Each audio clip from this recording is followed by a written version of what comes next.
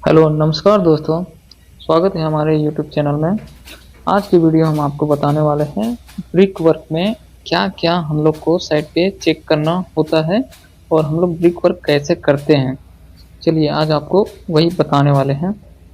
पहले तो आप साइट पे जाएंगे तो एज अ साइट इंजीनियर आपको ब्रिक का सबसे पहले क्वालिटी चेक करना है, उसका साइज चेक करना है, उसका साइज कितने बाय कितने का आया है, जितना अपना क्लाइंट का रिक्वायरमेंट है, क्वालिटी का रिक्वायरमेंट है, उसके अकॉर्डिंग आया है कि नहीं। और कभी भी सैंड और ब्रिक आता है तो सबसे पहले क्वालिटी में चेकिंग के लिए जाता है, तो क्वालिटी वाला सबसे पहले चेक करता है, अप्रूव करता है, फिर जाके साइट पे आता है, फिर हम लोग साइट पे एग्जीक्यूशन करवाते हैं। तो ब्रिक में सबसे पहले अपने को क्वालिटी चेक करना है कि उसका साइज कितना है, वो चेक कर लिए। उसके बाद फिर दो ब्रिक को आपस में लेके उसको मार्क देखेंगे तो उसमें क्या है, मेटालिक साउंड आएगा, एक अच्छा मतलब साउंड आएगा। उसके बाद क्या है, हम लोग वाटर एब्जॉर्प्शन टेस्ट करेंगे। ठीक है, पानी में इसको 24 घंटे के लिए डुबा के रखेंगे तो वो 20% से ज़्यादा एब्जॉर्ब नहीं करना चाहिए, मतलब फर्स्ट क्लास ब्रिक के लिए। वो हो गया। और अपना ब्रिक का वेट कितना होता है, वेट होता है 3 से लेकर 3.5 kg होता है जनरली, नॉर्मल ऐसा होता है। उसके बाद क्या है, हम लोग टाइप ऑफ बॉन्ड देखते हैं। ब्रिक वर्क में क्या है, इंग्लिश बॉन्ड हम लोग यूज़ करते हैं। इंग्लिश बॉन्ड क्या है, स्ट्रॉन्ग रहता है। और भी बहुत सारे बॉन्ड रहते हैं, English bond, Flemish bond, stretcher bond, header bond, ऐसे करके बहुत सारे चीज़ रहते हैं, लेकिन हम लोग साइट पे इंग्लिश बॉन्ड यूज़ करते हैं। इंग्लिश बॉन्ड में क्या है, एक स्ट्रेचर, मतलब एक लंबा की साइड, मतलब अपना ब्रिक का साइज क्या है, अपना साइड पे जो यूज़ कर रहे हैं वो 260 बाय 120 बाय 80 का ये अपना ब्रिक का साइज है। तो क्या एक बड़ा साइज लिया है, बड़ा बड़ा साइज एक लेयर में पूरा गया, फिर छोटा छोटा हेडर का साइड में गया है। ठीक है। और जब भी इसका पॉइंटिंग करेंगे, ये क्या है, एक लाइन जो दिए हो पॉइंटिंग है। पॉइंटिंग किस लिए करते हैं, पॉइंटिंग हम लोग प्लास्टर को अच्छा से ग्रिप पकड़ने के लिए तो पॉइंटिंग करते हैं, अच्छे से प्लास्टर उसमें पकड़ बनाए। और पॉइंटिंग जब भी करेंगे तो उसमें क्या है, पॉइंटिंग का एक लाइन में कभी भी ब्रिक रहना नहीं चाहिए, हमेशा अल्टरनेटिव रहना चाहिए। ऊपर का लाइन नीचे का लाइन एक साथ कभी मिलना नहीं चाहिए, वो देखना है। मोटार का थिकनेस देखना है, मोटार का थिकनेस 10 से ज़्यादा नहीं रहना चाहिए। बहुत सारे मिस्त्री लोग क्या करते हैं, सही से उसको यूज़ ना करके जैसे तैसे काम करके निकल जाते हैं, तो वो सारी चीज़ें हम लोग को चेक करनी होती है। और जब भी आरसीसी अपना स्ट्रक्चर आता है, आरसीसी स्ट्रक्चर में हम लोग ये हैकिंग करते हैं। हैकिंग जनरली कितना 2 से 3 रहता है, और 50 टू 60 के दूर दूर में ऐसे करके हैकिंग करना आरसीसी स्ट्रक्चर में। और कभी भी हम लोग प्लास्टर स्टार्ट करेंगे ब्रिक वर्क में, तो आरसीसी स्ट्रक्चर और ब्रिक वर्क का दोनों का जो आपस में जॉइंट रहता है उसमें चिकन वायर मेश लगाते हैं हम लोग। हैकिंग करके चिकन वायर मेश लगाना ज़रूरी है, क्योंकि बाद में वो क्रैक आ जाता है उसमें, तो वायर मेश लगाना ज़रूरी है। और भी बहुत सारी चीज़ें हैं आपको अभी बताने वाले हैं, ब्रिक वर्क से रिलेटेड और भी बहुत सारी चीज़ें आपको बताने वाले हैं।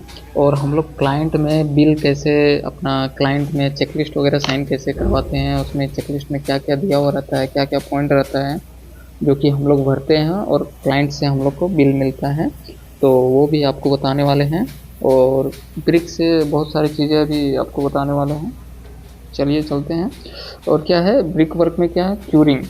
क्यूरिंग 7 डेज मिनिमम क्यूरिंग करना है ब्रिक वर्क ख़त्म होने के बाद। चलिए दोस्तों आपको बता, ब्रिक वर्क में क्या है, मोटार रेशियो। ब्रिक वर्क का मोटार का रेशियो कितना आप अपना साइड पे यूज़ कर रहे हैं, 1/6 का रेशियो इसमें यूज़ कर रहे हैं। 1 क्या है अपना सीमेंट है और 6 क्या है सैंड है। ये ब्रिक वर्क का मोटार रेशियो। ब्रिक का क्वालिटी चेक करना है साइड पे एग्जीक्यूशन करवाने से पहले। Type of bond, English bond जो आप अभी आपको बताए थे। पॉइंटिंग फॉर प्लास्टर, पॉइंटिंग करना जरूरी है, प्लास्टर में ग्रिप वगैरह अच्छे से नहीं होगा, इसलिए पॉइंटिंग हम लोग करते हैं। क्यूरिंग, क्यूरिंग मिनिमम 7 डेज करना है। मोटार का थिकनेस 10 से ज़्यादा नहीं रहना चाहिए। आरसीसी स्ट्रक्चर है तो उसके लिए हैकिंग और ब्रिक प्लस ब्रिक वर्क और आरसीसी का कहीं पे भी ज्वाइंट आए तो वहाँ से चिकन वायर मेश लगाना जरूरी है। क्योंकि क्यों लगाना जरूरी है, क्योंकि क्रैक आ जाता है वहाँ पे इन केस फ्यूचर में। ठीक है, अब इससे जनरल ब्रिक वर्क के जनरल कुछ बातें करने वाले हैं, आपको बताने वाले हैं। क्या है, ब्रिक का साइज क्या है, अपना साइड पे हम लोग यूज कर रहे हैं 260 बाय 120 बाय 80 का ये अपना ब्रिक साइज यूज कर रहे हैं। गेज बॉक्स क्या होता है, गेज बॉक्स होता है साइड पे मोटार का रेशियो टेस्ट करने के लिए, ये हम लोग बॉक्स बनाते हैं। उसमें अभी रेशियो क्या बोले हैं, 1:6। तो इस बॉक्स में हम लोग डाल के चेक करेंगे कि सही से आ रहा है कि नहीं आ रहा। ठीक है, इंग्लिश बॉन्ड है 1:6 है। फर्स्ट क्लास ब्रिक का क्या है, 20% से ज़्यादा वाटर एब्जॉर्प्शन नहीं होना चाहिए। सेकंड क्लास के लिए 22, थर्ड क्लास के लिए 25। और इसका वेट कितना होता है, कंप्रेसिव स्ट्रेंथ कितना होता है इसका, 10.5 न्यूटन पर mm²। इसका सेकंड क्लास का होता है 7.5, 3.5 होता है थर्ड क्लास का। और ये क्या रहना चाहिए फर्स्ट क्लास के लिए, उसका जो एजेस रहता है, उसका साइज रहता है, वो बढ़िया रहता है, मतलब ज़्यादा रफनेस नहीं रहता है, अच्छे से स्मूथ फिनिश रहता है उसका। उसके जस्ट नीचे आता है सेकंड क्लास ब्रिक, उसमें थोड़ा थोड़ा रफनेस रहता है, क्रैक्स वगैरह नहीं रहना चाहिए फर्स्ट क्लास ब्रिक में। क्रैक्स वगैरह देखना है, साइड पे आया तो इफ्लोरेंस वाइट वाइट पैचेस रहता है, वो नहीं दिखना चाहिए अपना ब्रिक में एग्जीक्यूशन करने से पहले। और जनरली कितना ब्रिक का वेट कितना होता है, 3 से लेकर 3.5 kg अपना वेट होता है। और इसका डेंसिटी कितना होता है, 1600 से 1920 kg पर मीटर क्यूब इसका डेंसिटी होता है। और इसका हीटिंग टेम्परेचर कितना होता है, ये जनरली इंटरव्यू में भी पूछा जाता है। और एग्जाम्स वगैरह, गवर्नमेंट एग्जाम वगैरह होता है उसमें भी ये सब चीज़ें, कुछ कुछ जनरल चीज़ें आती हैं जो कि पूछे जाते हैं। तो 800 से लेकर 1200 डिग्री अपना ये रहता है हीटिंग टेम्परेचर इसका। साइड साइड क्वालिटी चेकिंग, ये अपना क्या है, मेटालिक साउंड। दो ब्रिक लिए, दोनों को आपस में मार के देखेंगे तो क्या मेटालिक साउंड आएगा। और क्या है, ब्रिक को एक हाथ में ब्रिक ले लिए, उसको क्या है 1 से लेकर 1.2 मीटर हाइट, मतलब 4 फुट की ऊंचाई से क्या है ऊपर से उसको ड्रॉप करना है। तो वो ब्रिक क्रैक या टूटना नहीं चाहिए। ठीक है, अच्छा अच्छा ब्रिक होगा तो ज़्यादा क्रैक नहीं करेगा।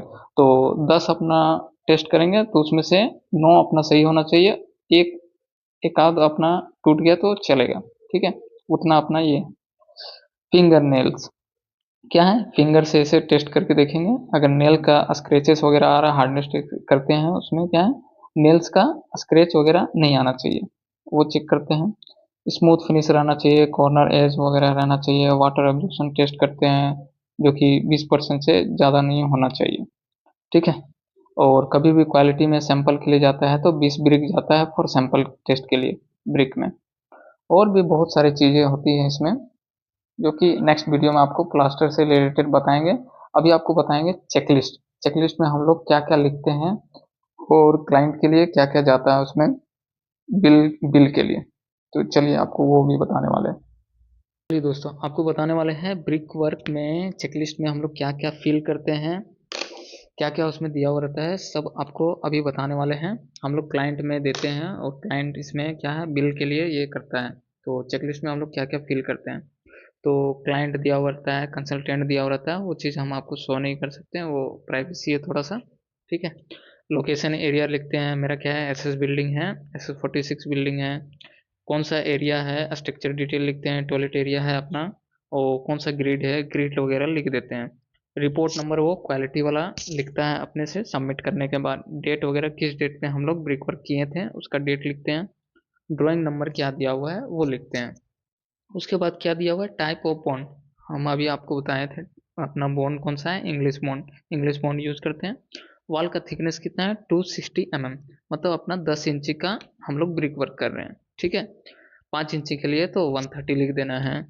और लेवल लिखना है, बॉटम लेवल क्या है, यहाँ से हम लोग टॉप लेवल इतना दूर तक किए हैं, तो वो लिखे। एक दिन में 1200 हाइट से ज़्यादा अपने को ब्रिक वर्क नहीं करना है, एज पर IS कोड में दिया हुआ है और ये चेकलिस्ट में भी दिया हुआ है। एक दिन में 1200 हाइट से ज़्यादा नहीं करना है। सीमेंट और मोटार का रेशियो कितना है, 1:6 दिया हुआ है। और हम लोग सीमेंट कौन सा यूज़ कर रहे हैं, PPC cement, Portland pozzolana cement हम लोग यूज़ कर रहे हैं साइड पे। ठीक है, अब इसमें चेकलिस्ट में इतने सारे पॉइंट दिए हुए हैं, उसमें क्या क्या दिया हुआ है, check and ensure that brick water sand and cement are complying specification required. जो अपना स्पेसिफिकेशन में दिया हुआ है सैंड वाटर, उसका डेंसिटी क्या होना चाहिए, सब कुछ क्वालिटी से अप्रूव होके, क्लाइंट से अप्रूव होके वो मटेरियल हम लोग साइट पे यूज़ कर रहे हैं, तो वो चेकिंग हो गया। Check ability of point 035 cubic gauge box and suitable size water measure. हम लोग क्या है वही मोटार का ये रेशियो चेक करने के लिए हम लोग एक गेज बॉक्स बनाते हैं, जो कि हम साइज आपको बताए थे 300 बाई 300 इंटू 385 का ये रहता है। और भी कुछ है, जनरली साइज कोई भी ले सकते हैं, वो बस जनरली चेक करने के लिए। जैसे हम लोग मोटार में पानी मिक्स कर दिए तो क्या है, वो मिक्सिंग जो भी है मोटार वो 30 मिनट से पहले अपने को ख़त्म कर देना है। 30 मिनट के बाद उसको यूज़ नहीं करना है। तो उसी के हिसाब से थोड़ा थोड़ा करके बनाना है, जो कि हम लोग आधा घंटा में उसको ख़त्म कर सकें। उसके बाद क्या है, ब्रिक मतलब पानी में डुबा के अच्छे से ड्राई सरफेस कंडीशन में करना है। हाफ और कट ब्रिक यूज़ नहीं करना है उसमें, ये दिया हुआ है। ठीक है, यस कर दिए हैं, यस फिल किए हैं। फिर क्या बोला है, check the brick laying English bond pattern with frog up. ठीक है, फ्रॉग का जो क्या है, वो जो जिसमें मार्का दिया हुआ रहता है, कोई भी कंपनी या फिर कोई भी कॉन्ट्रैक्टर का जो दिया हुआ रहता है, वो हमेशा ब्रिक के ऊपर रहना चाहिए, ऊपर साइड रहना चाहिए वो। और क्या दिया हुआ है, नो पोर्शन ये raised more 14 course above the general construction level, ये दिया हुआ। फिर क्या दिया हुआ है, अपना not carried out more than, वही बोले आपको 1200 से एक दिन में ज़्यादा नहीं करना है। ये सब चीज़ें दिए हुए हैं। फिर क्या है, 7 पॉइंट में क्या, all vertical joint are stagger and joint thickness क्या 10 से 12 थिकनेस रहना चाहिए। और जो भी हम लोग पॉइंटिंग करते हैं वो 10 क्या है, अंदर तक ग्रू जैसा कटिंग कर देना है। ठीक है, 10 उसके बाद 8 नंबर में क्या दिया, proper reinforcement as per specification requirement for half brick work. Half brick work में कहीं पे भी रेनफोर्समेंट यूज हो रहा है तो वो एज पर अपना स्पेसिफिकेशन में जो दिया होगा वैसे ही यूज करना है। तो हम लोग जिस एरिया में कर रहे हैं वहाँ पे ऐसा रेनफोर्समेंट वाला चीज नहीं आ रहा था, तो हम लोग नॉट अप्लीकेबल लिख दिए हैं इसमें। फिर क्या है, vertically and alignment for the brick work deviation shall not be more than tolerance limit 10 in alignment. मतलब सीधा जो हॉरिजेंटल है वो अलाइनमेंट में 10 से ज़्यादा टॉलरेंस नहीं रहना चाहिए, 10 से ज़्यादा डिफरेंस नहीं रहना चाहिए। और वर्टिकल में क्या है, 5 से ज़्यादा नहीं रहना चाहिए। फॉर कितना, 3 मीटर हाइट तक के लिए, 3 मीटर हाइट तक के लिए ये फॉलो करना है। उसके बाद 10 नंबर में क्या दिया, check for minimum 7 days curing for all machinery work. 7 days तक अपने को क्यूरिंग करना है। उसके बाद जो क्वांटिटी आया हम पीछे इसमें क्या है कैलकुलेशन लिख देते हैं, इतना बाय इतना का है और इतना थिकनेस है। उसका टोटल क्वांटिटी 5.792 एम क्यूब आया, तो उसका टोटल क्वांटिटी लिख देते हैं। रिमार्क में क्या है, क्लाइंट वगैरह भी कुछ ऑब्जर्वेशन वगैरह लिख सकते हैं। तो रिमार्क में भी बहुत सारा चीज़ें आती हैं, अपना क्वालिटी वाला भी लिख सकता है, कुछ अगर क्यूरिंग नहीं हो पाया या कुछ इशू वगैरह होगा तो रिमार्क वगैरह में लिख सकते हैं। तो आज के लिए इतना ही है, नेक्स्ट वीडियो में मिलते हैं। अगर वीडियो अच्छा लगे तो सब्सक्राइब कर देना, लाइक कर देना। Thank you.